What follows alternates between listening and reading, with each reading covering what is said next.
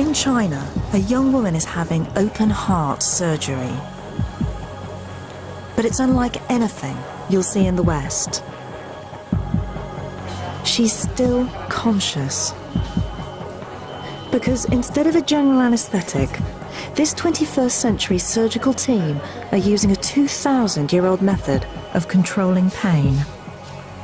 Acupuncture. Millions of us now believe that this simple needle has extraordinary powers.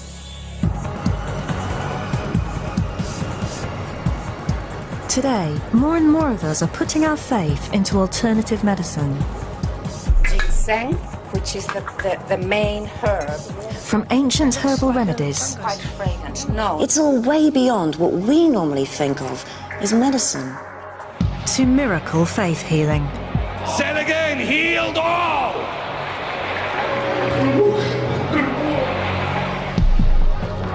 And acupuncture. Ow. Oh, moving hurts, doesn't it? But do these therapies really work? Do they offer something more than conventional medicine? And can science help us find out? In this series, I'll be putting all three to the test. I'll find out whether these needles really do have healing powers. And in a groundbreaking experiment, I'll discover something truly astonishing about acupuncture.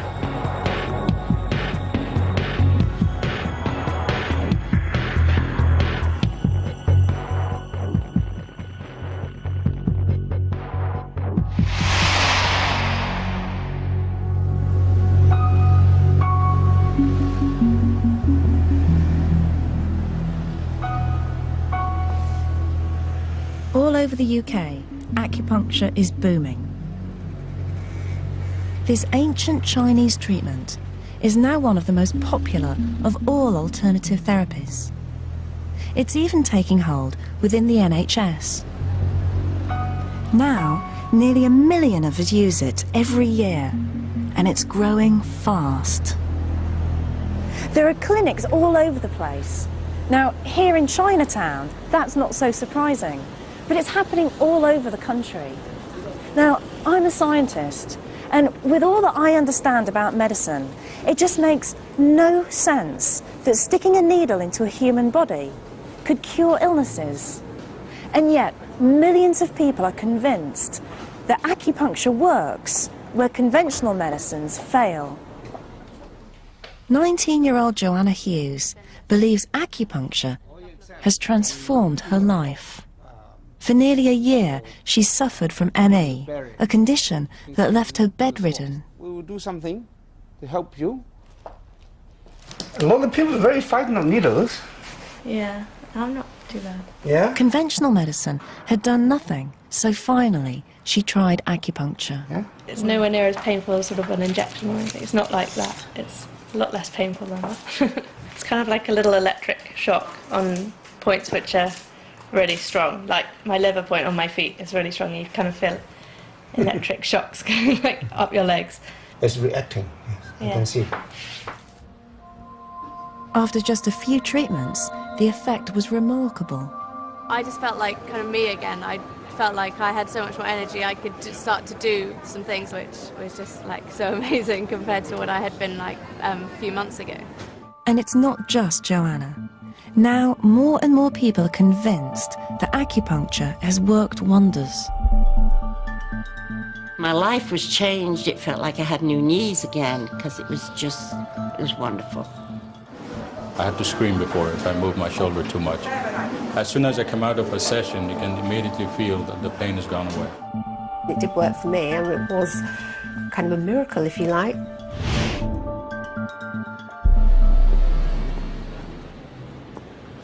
But it's all based on a very different view of the body.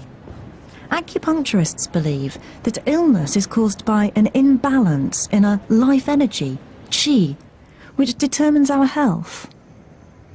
The qi, the energy, flows through the whole body. So acupuncture really is manipulation or unblocking or relieving the energy So what does Professor May make of my life energy?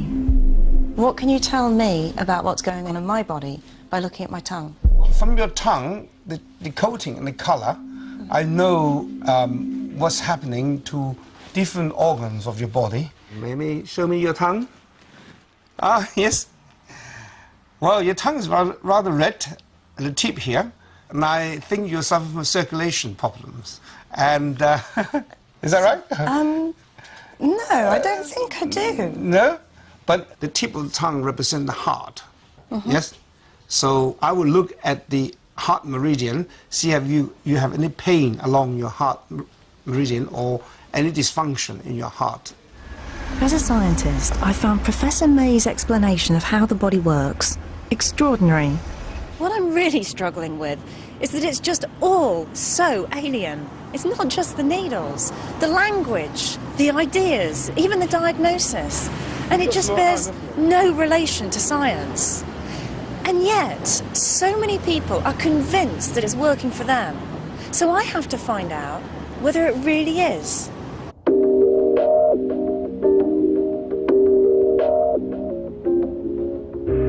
Shanghai, China's booming metropolis. Looking around, it's hard to believe that this is the home of one of the most ancient traditional medicines in the world. But it's here I hope to find out exactly what acupuncture is and why so many people in the West are convinced by it. I'm pretty sceptical about acupuncture, but we'd be crazy to write off ancient wisdoms. We ought to question them well, but we can't write them off. Especially when it appears to be able to do something astonishing. In the city's most advanced hospital, 21-year-old factory worker Chun Gunlian has a hole in the heart and her health is deteriorating. She's about to have open heart surgery. Even with the best medical equipment, it's a risky operation. Her chest will be cut open and her heart stopped. But Gunlian will go through all of this without a general anesthetic. Instead, she's chosen acupuncture. Although sedated by drugs and her chest numbed, she'll be conscious throughout the whole procedure.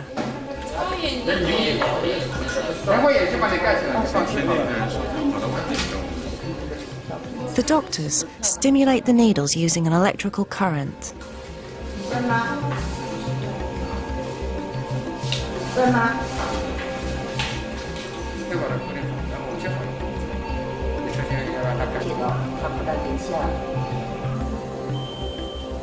As the surgeon begins, the success of the operation depends not just on his skill, but on the power of acupuncture. Acupuncture is an effective painkiller. It's also less damaging to the body than a general anaesthetic.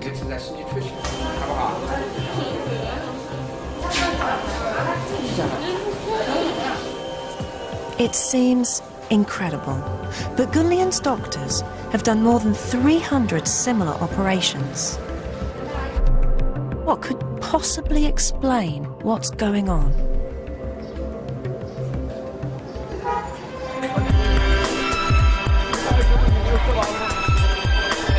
In the old city of Shanghai, I'm hoping to find some answers. I've come to meet one of acupuncture's masters, Yo Yurin, an acupuncturist from one of China's great medical dynasties, and someone who can help me understand exactly how acupuncture works.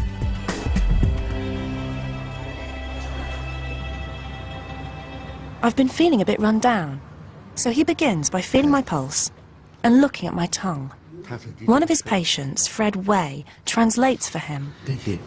He says the top of your tongue's condition is very good. It's very red. Very red. Yes. Good, and that's good. That's good. 那考虑问题，才以这个我叫辛苦比较困难。 He says basically you think too much.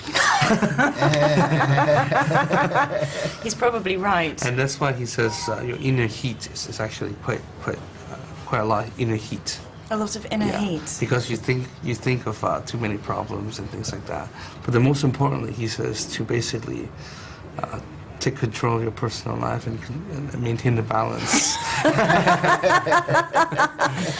So don't work so long. Yes. Sleep more. Yes. Relax more. Yes. And think less. Yes.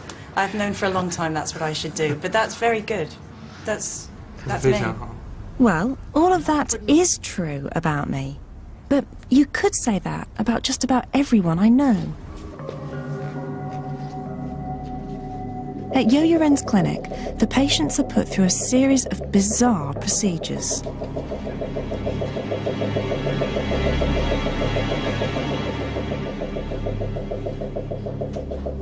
And Fred was happy for me to watch his treatment. Can you ask Yo Yuren why he's put these glass bowls on you? 发这个关火关。 He says basically this kind of glass balls can help the blood circulate a little faster. Okay, so all of these down here, down your leg, Yes. are going to help with the blood flow through your legs. Yes. And that's going to help your buttock. Exactly. Okay. Then it was my turn. 坐下来好了。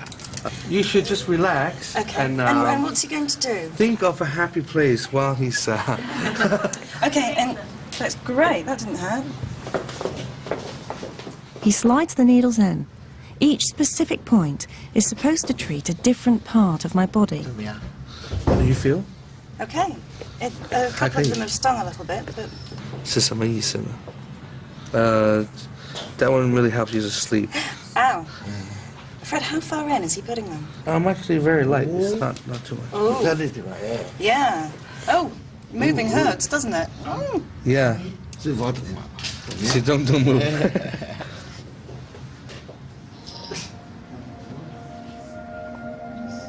Well, it's quite nice to lie down, but I can't say I'm feeling anything special.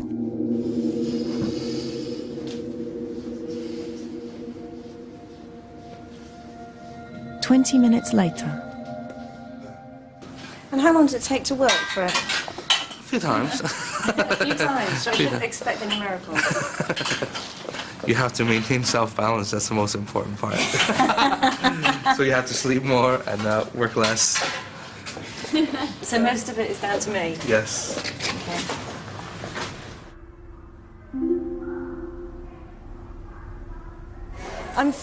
Everything's feeling really tingly, and I'm feeling slightly spaced. And I guess that's probably from having needles stuck into me. And whether that's a good thing or not, I've no idea.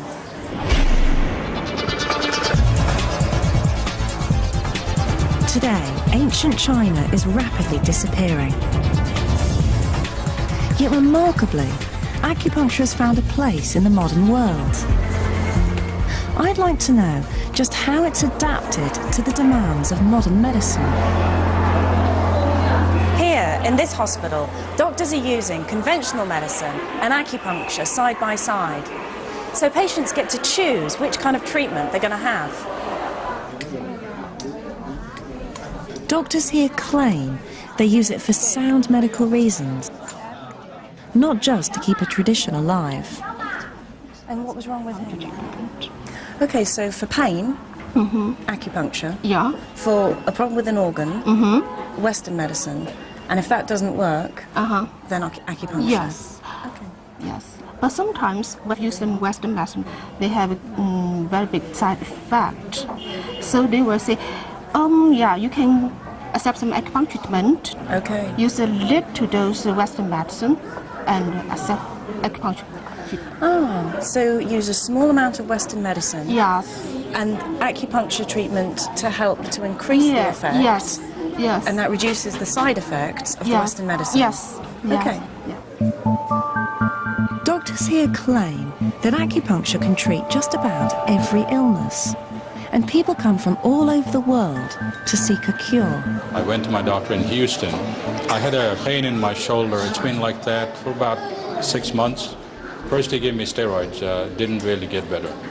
So he said, "You're going to China, why didn't you try acupuncture?" And as soon as I come out of a session, you can immediately feel that the pain has gone away. I had a virus attack, and half of my face was paralyzed. And someone recommended Dr. Lee to me, so I came here after 5 treatments, and I was fine. I'm here to stop smoking.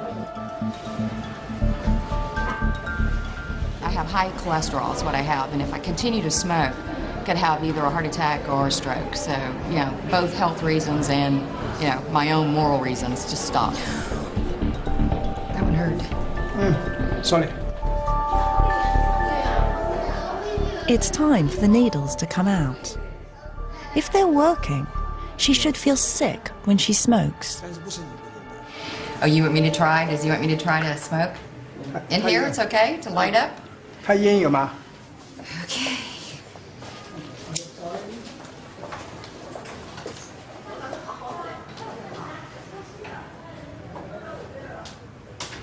Yeah, I feel a little nauseous. Yeah, I'm gonna put this out. This is making me sick. Okay. Whatever parts of my body that he was working on just made me a little nauseous. This just really, the smell just made it worse. So there is something to Chinese medicine, definitely. The more I hear, the more I'm beginning to realize we can't just dismiss this ancient tradition. For people here, acupuncture has proved itself again and again over thousands of years. I've travelled deep into the country to visit this ancient city, Guangzhou. It dates back to the time of the great Emperor Qin, and it's over 2,000 years old. So it's a great place to find out about the origins of acupuncture.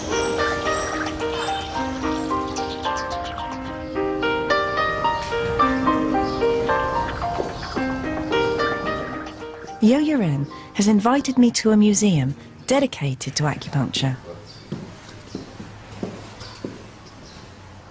The earliest needles look more like instruments of torture.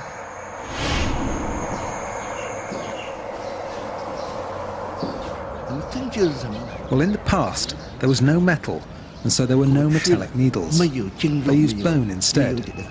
We call them bianza, or stone, which was sharpened to a point with a grinding stone, so fine that it can be used as a needle to pierce the body.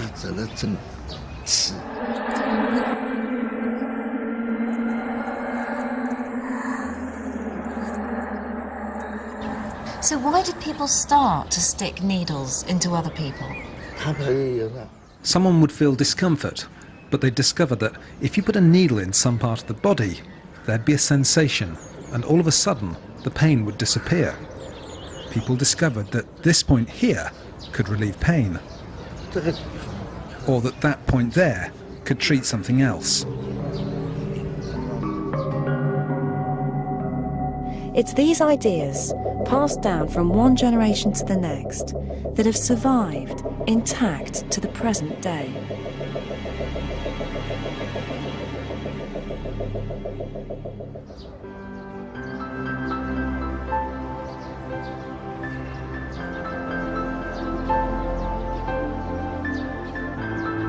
Acupuncture is so deeply rooted in the medicine here, hardly anyone questions whether it works. You know, if everybody in a culture believes that something's going to work, then it's much more likely to work. And we know that about medicine. If people believe something's going to work, it makes a big difference. It's more likely to have an effect.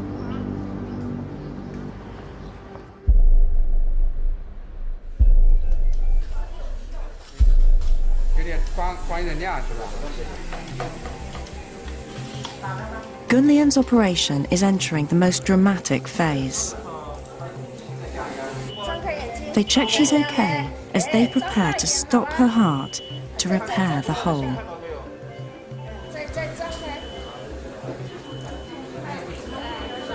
It seems amazing to me that acupuncture is even considered for such a life-threatening operation.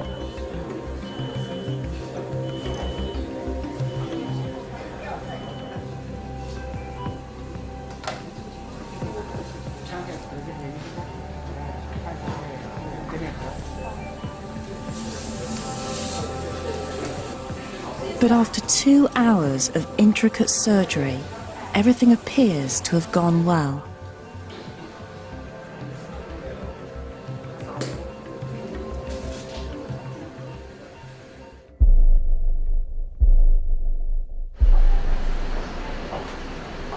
Remarkably, just 2 days after the operation, Gunlian is sitting up in bed, telling her sister the story. Her memories are still vivid. I remember the doctor stuck a needle into my hand and felt my pulse. Then he put another needle in here and here near my vein. Then my whole body started to tremble. When the scalpel started to cut the bone, I could hear it all. But I didn't feel any pain, not a thing. The speed of Gunlian's recovery is impressive. Just a week after the operation, she's ready to check out. And there's one other benefit to the acupuncture. The bill is 1/3 of the cost of an operation with general anaesthetic.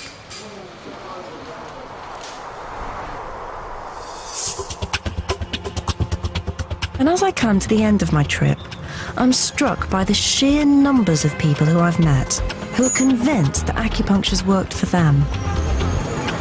The ancient belief in acupuncture and qi is as much at home among the modern skyscrapers as the old temples. This idea of qi is right at the heart of acupuncture. The Chinese see it as a universal energy that flows around the world and inside every one of us. So it's right at the heart of the culture. These Shaolin monks believe that controlling their qi allows them to perform remarkable feats.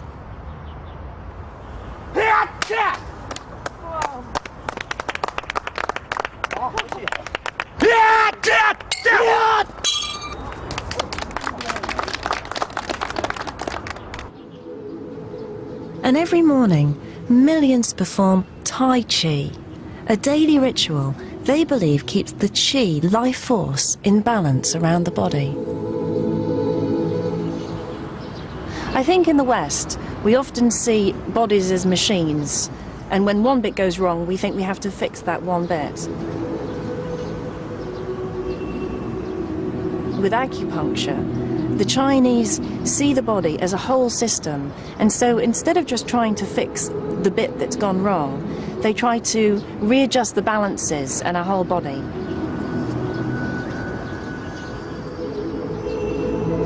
I've been much more impressed by acupuncture than I was expecting to be. One of the tricky things about this trip is that it feels like I've been speaking a foreign language the whole time. And I don't mean Chinese English, I mean Western medical view and the ideas of qi and meridians. A lot of scientists coming here might say they need more evidence, and I need more evidence, but I've seen enough to make me believe it's really worth trying to explore it more. So, as I head home, I'm eager to find out what science has to say about acupuncture.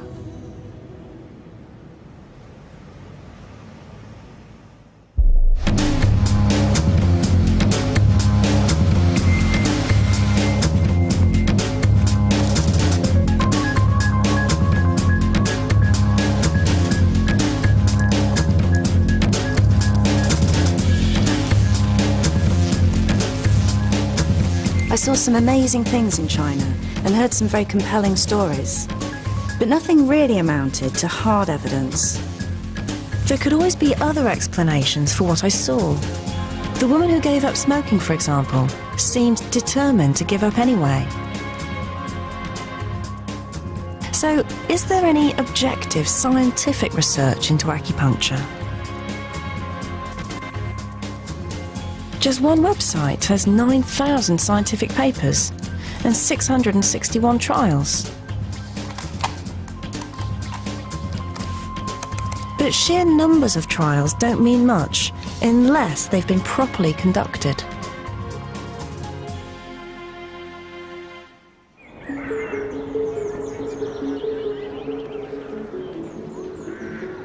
I've come to Exeter. The university here is now a world leader in research into alternative medicine. Professor Edzard Ernst scrutinises the research for alternative therapies using strict scientific criteria. Well, one thing is absolutely certain. There's no such thing as an alternative science, and there will never be such a thing. So either you investigate it with the proper tools of science, or you don't investigate it. Causality is nowhere near proven. Professor Ernst and his team assess every trial that's published. Mostly, the research is disappointing. Trials are too small to be ultimately conclusive, because a big trial costs big money, a small trial costs small money. So trials tend to be small and therefore not fully conclusive. The data isn't just poor. What evidence there is suggests that acupuncture isn't actually working for most conditions. It's certainly not the cure-all it's often said to be. Some people claim, for instance, that acupuncture can help with addictions like smoking, or with weight loss, or even with infertility. But when these claims have been put to the test, acupuncture hasn't been shown to work. But intriguingly, there was one trial that stood out above the others. It was bigger and more scientifically rigorous than the rest. And it was testing a condition that affects millions of us here in the UK.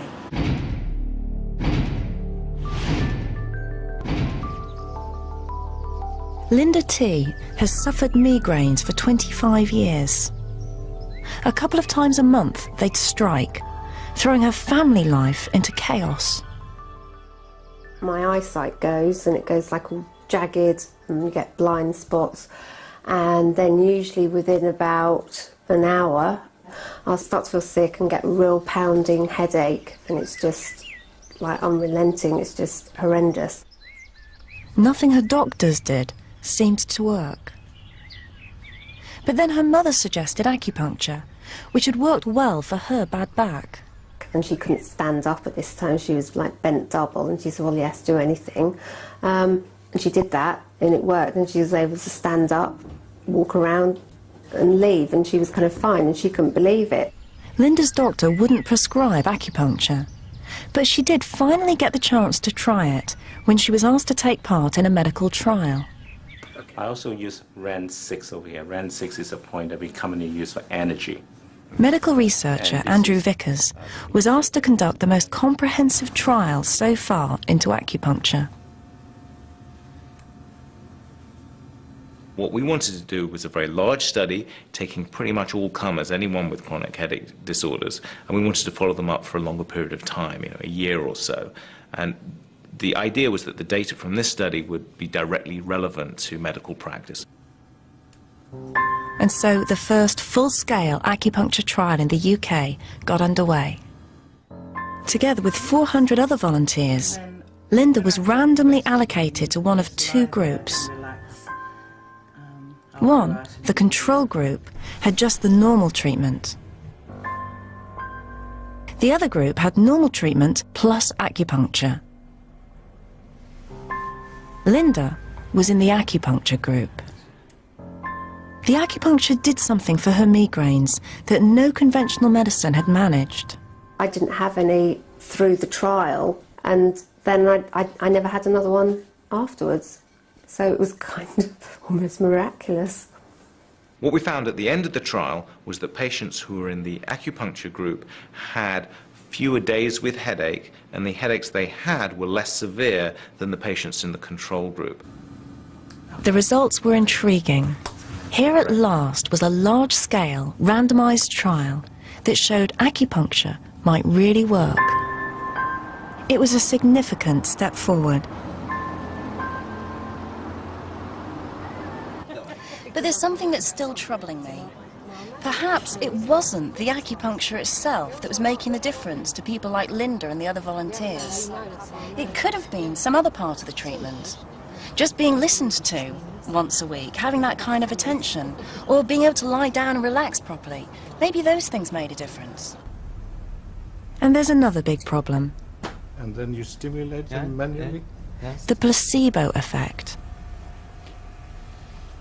If you know you're having a treatment and believe it might help, especially if it's something as elaborate as acupuncture, then that in itself can have a big effect. Yeah, and another stimulation is maybe we want to. Placebos can move mountains in clinical medicine.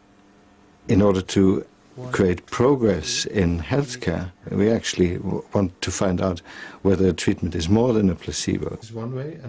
It's a crucial hurdle to overcome. There's only one way to be sure that it's the act of needling itself that benefits the patient. And that's to compare those who've had acupuncture with those who've been tricked into believing they've also had it. Now, how on earth can you do that?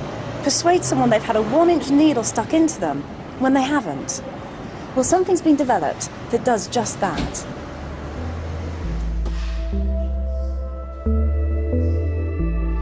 I've come to see Mike Cummings, a medical doctor, as well as one of the country's most prominent acupuncturists. Well, in order for me to demonstrate those... He's keen to put acupuncture on a real scientific footing, and has been checking out techniques for fake acupuncture. So, generally this is the experience that you'll have. Tap the needle in. Ow. And then gently insert. Okay, I felt the spike, which hurt a bit. And when you pushed in and I didn't feel much, I just felt the spike really. Okay, so that's the real thing. So that's the real thing. So now I have to try and convince you, somehow, that I've done that type of procedure. This looks exactly like the needle I just put in your hand. Yet this one, rather like a stage dagger, actually disappears into the shaft of the needle. So when you insert it, it looks for all the world like it's gone in, but it's actually blunt and it hasn't penetrated your skin at all. Okay, we'll try it out. Pop that in there. And then we can tap it in the same way. That's convincing. And then we twiddle and push. To be honest, that is more convincing than the actual real acupuncture. That feels more like a needle going in and looks more like a needle going in. That's probably because the blunt end on the skin is still feeling quite sharp. I would believe I'd had acupuncture. Do you think it's in you? I don't, because you showed me how it worked, but I would have done. Well, that was pretty convincing. And for me, it represents quite a big step forward, because if you're able to have a believable sham acupuncture, it means you can put real acupuncture to the test properly and see whether it's the needling itself that's really having an effect. And what's more, I know of a team who've managed to do exactly that. I've come to the United States because a full-scale trial here has, for the first time, tested real acupuncture against sham acupuncture.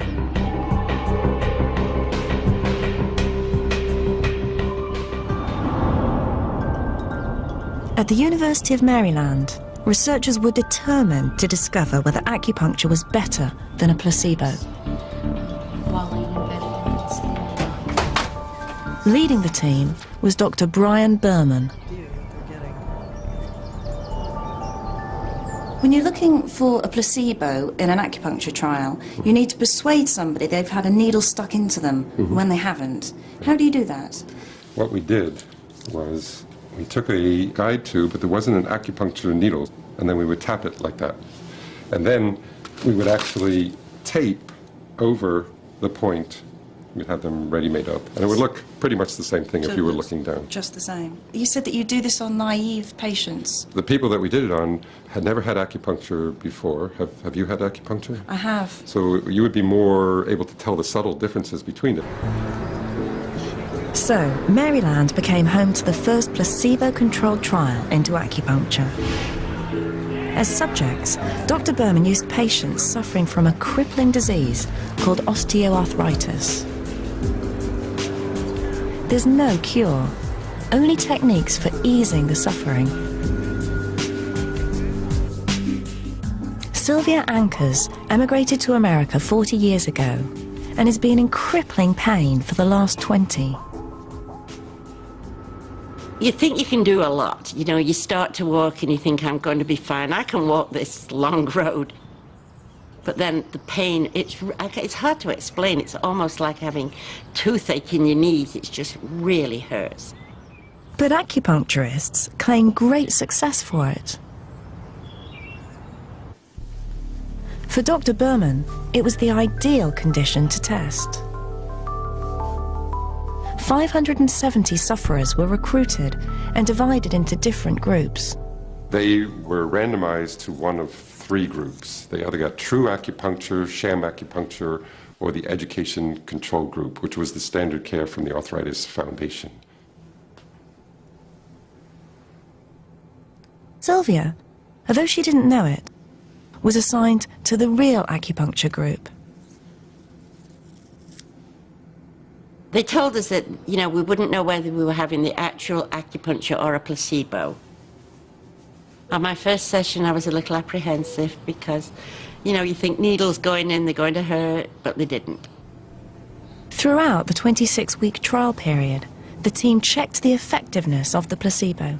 We think the placebo worked reasonably well. Most of the people in the groups couldn't tell if they were receiving true acupuncture or sham acupuncture. The team were happy that they'd convinced enough of the sham group by the technique for the trial to be scientifically sound. Over the months, the results were compiled and then analysed, and a clear picture began to emerge. The reaction was pretty incredible. There was a lot of interest. Because it was a well-done study with a large number of participants that had a credible placebo control and adequate follow-up and adequate acupuncture. So it was applying good science to this ancient technique.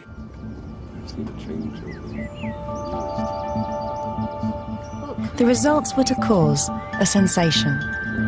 When you compared the two, there was about a 33% improvement of the real acupuncture group over the sham acupuncture. And do you know whether the acupuncture is having an effect on the osteoarthritis itself? We don't think that the acupuncture is actually having an effect on the osteoarthritis itself. What we think the acupuncture does is it reduces the pain and inflammation. And that has the effect of then less pain, easier to get around, and better physical function. So would you say that this trial proves that acupuncture works, at least for osteoarthritis? I think it does show that acupuncture works for osteoarthritis of the knees. You know, I can't say because of this trial that acupuncture works for other types of osteoarthritis even. It may well do, but we need to do this sort of definitive studies. We don't have all the answers in Western medicine. So this trial is the first really convincing scientific evidence that acupuncture works. For Sylvia, it meant a new lease of life. I told everybody to use acupuncture. I felt like the spokesperson for them. There was such a difference in the pain level, in the walking, in every aspect of my life was changed. It felt like I had new knees again because it was wonderful. When I heard about the Berman trial, first thing I did was send an email to Brian Berman to congratulate him, because up to that point, you know, we had the largest trial, and now he had the largest trial, and I think it's very important to get these big trials done. Of course, the nice thing about his trial is that it also had a placebo control group, and he did show important differences between patients who received true acupuncture and those who received a sham technique. The Berman trial shows that acupuncture is effective for one specific indication. The trial is well designed, and therefore I personally trust its results. It convinced me that acupuncture works for knee osteoarthritis. So scientists and patients seem to be speaking with one voice, that for osteoarthritis at least, acupuncture works. And other trials suggest it works for other kinds of pain too. So we can safely say, based on the evidence, acupuncture works for some kinds of pain.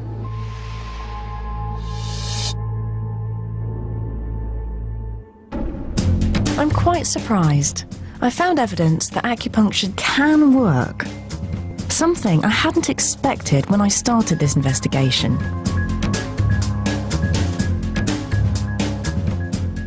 But that just raises an even bigger mystery. Because so far, there's no proof that needling has any measurable biological effect on the body. So, how can it be treating pain? To be really convinced that it's working, I need to understand how it can be having its effect.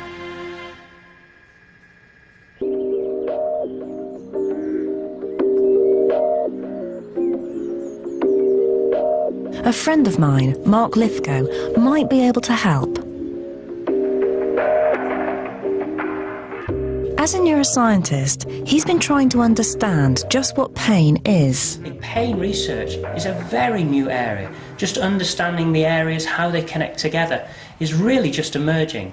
But modern scientific equipment, like the MRI scanner, has provided insights. 15 years ago, it was not possible to look inside someone's head. It was treated as a black box. This has revolutionised how we understand neuroscience today. Now we can actually see how the brain responds to pain.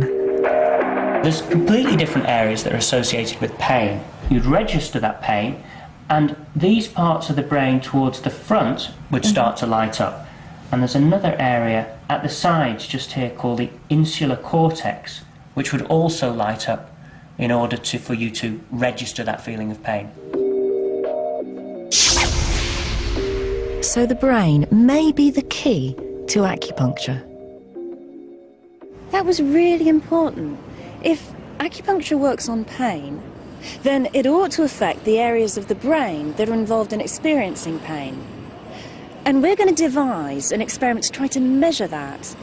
Now, it's hugely ambitious, because of course we've got to be scientific and rigorous and plan it really carefully. But if it does work, we could find powerful evidence that acupuncture is having a real effect on the body.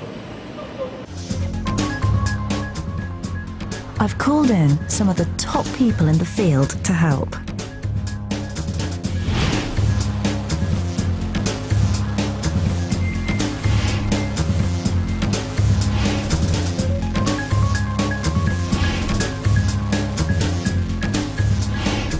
So we're going to devise an experiment together that's trying to work out the effect of needling on the brain. The data is the most extraordinarily interesting thing. I think one of the first key things we have to tackle is what we use as a control. I'm still a bit concerned to actually try and work out what acupuncture actually is. Is it the needle going in, or is it actually the turning of the needle? And there seems to be a depth issue here as well. Most acupuncturists would say for this point here on the hand would needle about maybe half a centimetre to a centimetre. This is clearly much more complicated than it initially seems, isn't it? I mean, there are so many different parts we could look at.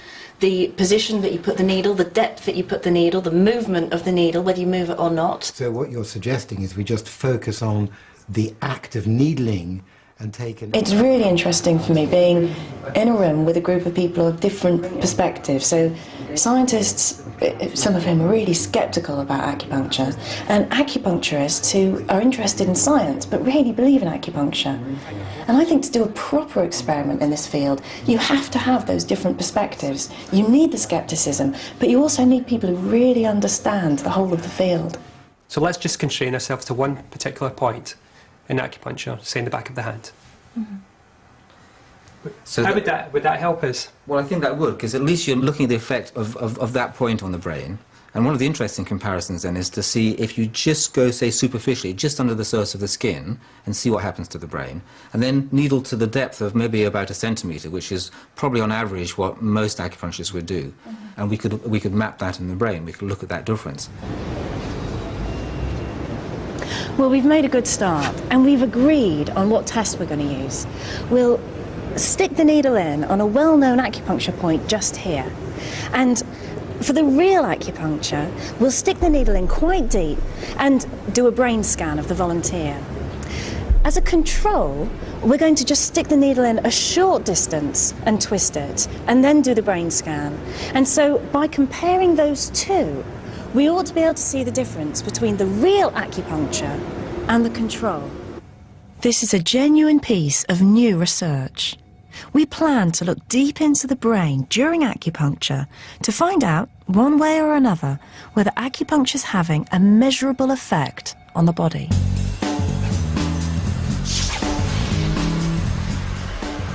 Oh, that's fantastic. 16. Now all we've got to do is set the experiment up. Mark talks to the team about volunteers, questionnaires, scientific protocols, as well as tracking down the most powerful scanner available. The setup was just incredible. The constant phone calls. I mean, within a few minutes of someone putting the phone down, there'd be someone else on the phone saying, "Are you sure this protocol's right? Are you sure you shouldn't do the control like this? You shouldn't change that?" Everyone was so panicky about the control, so worried that they weren't going to get the control, because once you've started the study, you're completely committed.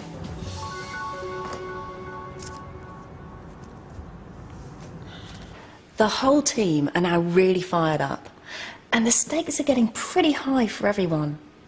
The scientists are quite convinced they're not going to see anything unusual happening in the brain during acupuncture, whereas the acupuncturists are a bit worried that if they don't see anything interesting, well, it kind of undermines their whole profession.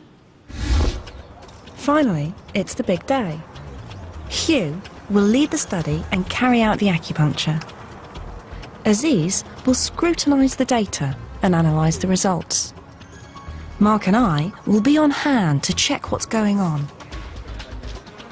And we've pulled off a coup. We've persuaded the University of York to let us use their state-of-the-art scanning equipment. Now, we've come here to York to do these experiments. Why here?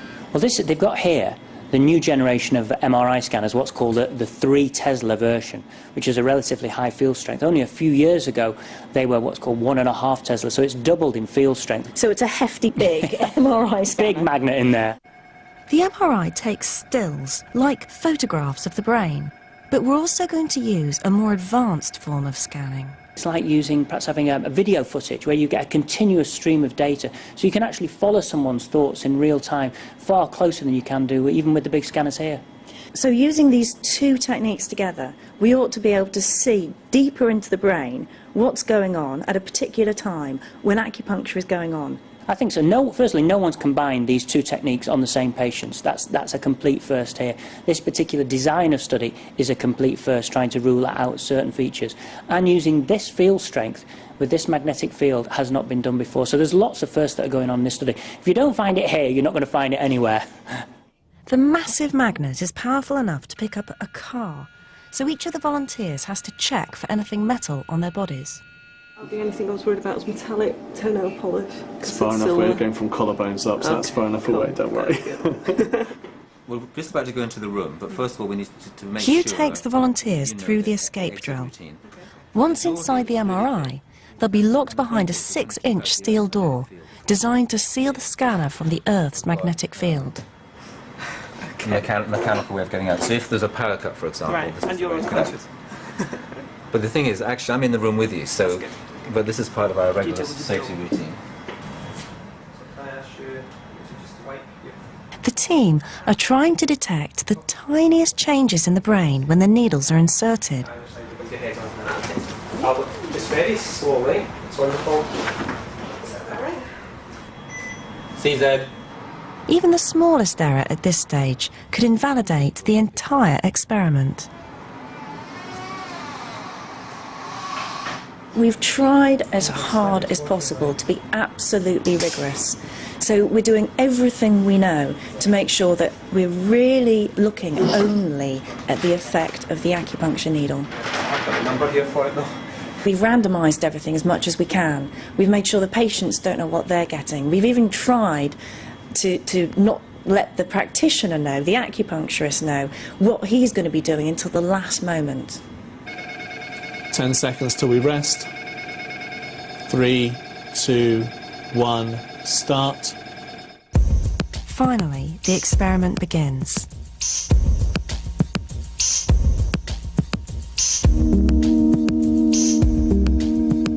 A scan is first taken of the brain at rest, the baseline. So you can hear that. So that's taking images now. Now it's having a little bit of a baseline period while they're sort of get effectively the mind or the thoughts while they're at rest.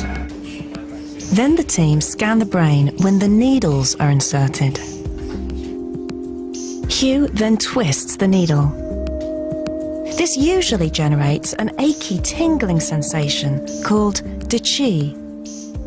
When the needle is stimulated, you quite often elicit this de chi sensation, and acupuncturists often look for that. They look for a de chi sensation as part of the healing activity of the acupuncture. 3, 2, 1, start. When we go, we're going now.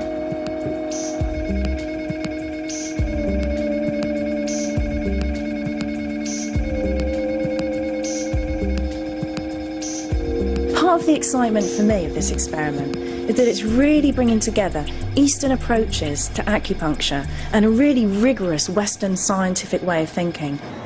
And it could completely change the way that we see acupuncture.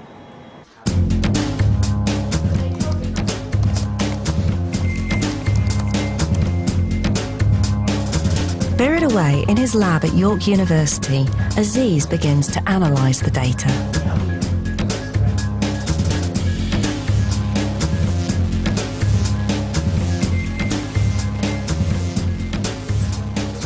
It'll be weeks before the analysis will be complete, and we'll find out what, if anything, our experiment has revealed.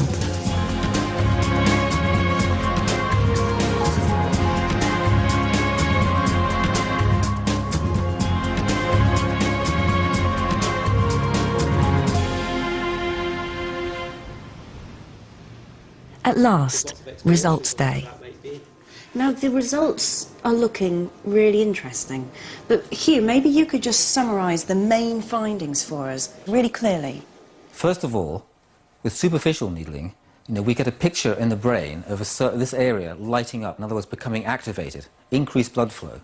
And if you look at this brain here, this is the front of the brain here, and this is the back, and we have a cutout there, just so you can see inside better what's happening. That's no surprise. This is just the brain's normal response to the needle being lightly inserted. What we found with deep needling, if we had de chi, the de chi sensation of the needle, that's the aching sensation, what we picked up was deactivation. Areas of the brain here, further back, where we've coloured that blue.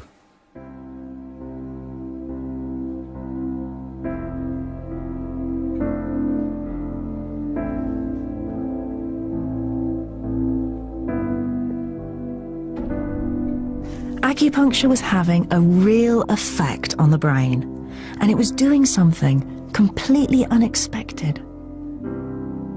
It was a result that surprised us all. That reinforces the idea that something quite special is happening, something unique to acupuncture, something physiological. Well, as a neuroscientist, I'm particularly interested in activations of the brain, but the surprising thing about this study is that we have deactivations, a decrease in neuronal activity, and that's something I think that neuroscientists have got to take into account. Well, for me, the most extraordinary thing is, out of this whole study, is that we've got what you might call objective evidence. We've got biological correlates of acupuncture. Something's happening in the brain when you put a needle in.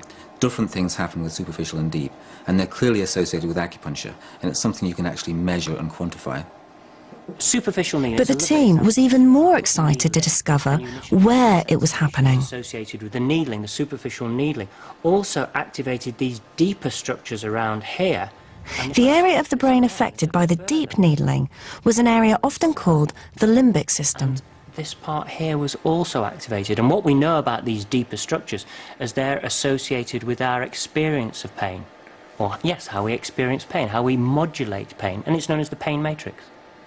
That sounds really exciting. You're saying that the bit of the brain that helps us decide whether something's painful, the kind of threshold that we have for pain, we think perhaps is being affected by acupuncture, and so maybe that helps to explain why acupuncture can help with chronic pain.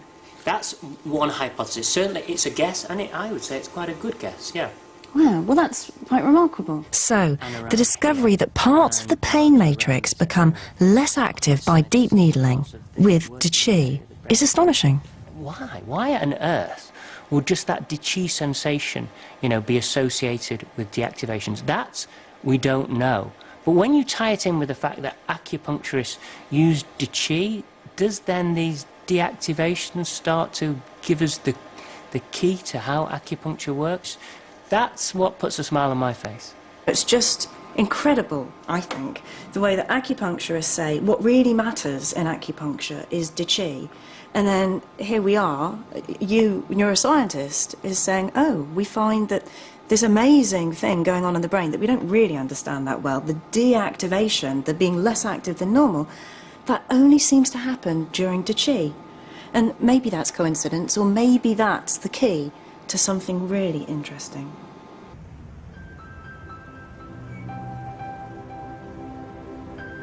I'm sure scientists will continue to examine acupuncture. After all, huge gaps still remain in our understanding of this ancient medicine. But for me, the results of our experiment do add weight to many of the stories I've heard in my travels.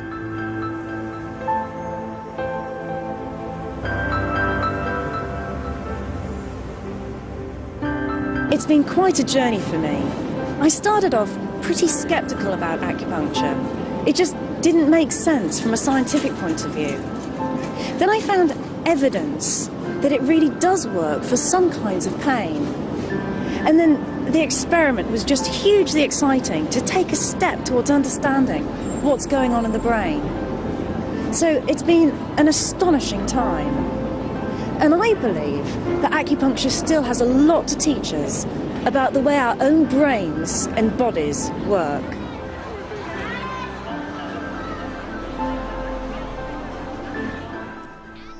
And Kathy Sykes turns her attention to healing, same time next Tuesday on BBC Two.